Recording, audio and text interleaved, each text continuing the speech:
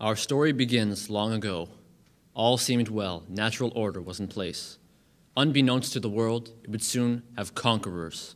Ruthless, selfish, one-sided rulers that would start out only trying to survive, but move on to thrive, thrusting a world into a seemingly endless regime of their dominance. Ladies and gentlemen, honorable judges, this threat to the planet is one they are all too familiar with. This group would rise to power thanks to unseen intelligence, unmatched technology, and unprecedented genetics. Though humble at first, this population grew into an empire that would clutch the world in an age of steel. But what name did this cruel company bear? The Mongols? The Romans? The Nazis? Not quite. The human.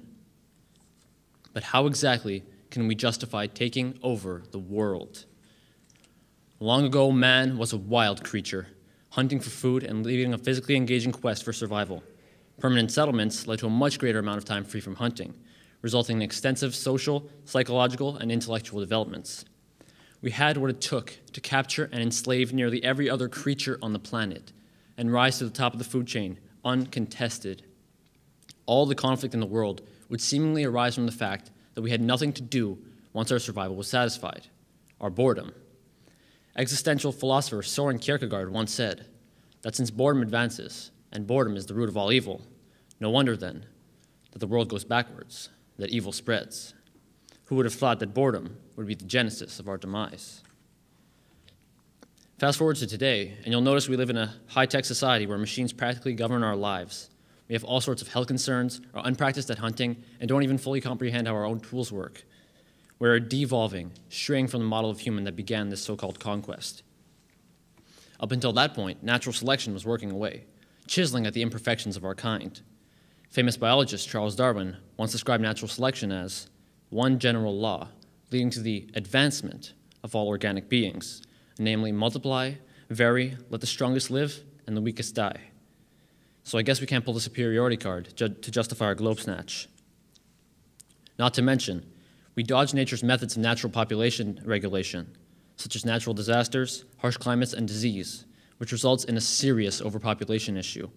The unfortunate part about this is that wherever we are, wildlife isn't. In doing so, we are crippling the other inhabitants of this earth, who have an equal right to live here. Now, certainly the most common factor associated with our conquest of the world is our unmatched intelligence. Surely we're intelligent as a race, but are we as individuals? A grim observation about our race is that it is carried, so to speak, by its smartest members. We live in an incapable society. Those who are the innovators and inventors are those who push the world forward. Ironically, they are also the ones who contribute most to our intellectual erosion. Despite moving humanity forward, technology has made us dangerous, not only to each other, but to the rest of the world as a whole. In the advent of nuclear weapons, an organization known as the Bulletin of the Atomic Scientists created their renowned Doomsday Countdown Clock, a social critique and widespread wake-up call alike. Their statement for 2015 explains that unchecked climate change, global nuclear weapons modernizations, and outsized nuclear arsenals endanger every person on Earth. We may not all see it, but our progress as a race is rapidly leading to the downfall of our one and only Earth. There are many issues with the way we live today. War, disease, poverty, famine. We act like the world is ours to ruin. Some may say we're the smart ones, but I don't see animals waging war against each other, destroying the planet, performing acts of genocide, or harboring hateful mindsets for that matter. On another note, my friend and I like listening to Billy Joel. We've each spent some time listening to his musical works and share references to certain songs. One of his tunes, titled "We Didn't Start the Fire," at first seems like a slickly spoken recap of the 20th century. The chorus contains the lyrics, "We didn't start the fire. It's been burning since the world's been turning. No, we didn't light it, but we tried to fight it." Now, keeping in mind how the song is about history, however, we determined that the actual meaning of the song is how each generation will leave its problems to the next, until there's no next generation. So after all this, how can we justify taking over the world? Well, that may be near impossible, but my closest bet is that it is because we are the beings able to enjoy our time here in a way that is completely unique to our kind. Besides, even if we did take over the world in vain, it's not too late for us to change our ways for everybody's benefit. So remember, we didn't start the fire, but we sure can try to fight it. It's our job to clean up the world for the next generation and to share the world with all the other beautiful creatures that inhabit it.